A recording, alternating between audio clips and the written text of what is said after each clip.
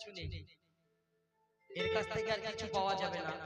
তাই কটু কথা, বাজে কথা ভালো লাগছে না, নাম্বারটা ব্ল্যাক লিস্টে ফেলে আপনার থেকে সবচেয়ে আগে শুরু চলে যাবে, তাই না? দেখবেন মানুষ নাম্বারটা ব্ল্যাক লিস্ট কখন করবে, যখন আপনার কাছে তার প্রয়োজন শেষ হয়ে গেছে, তাই না? না তুই কাঁদো ছিল না, তোকে দেখতে নায়কের মতো একদম। তাই বলছে আপন মানুষ সবচেয়ে বেশি আপনের কাঁদা,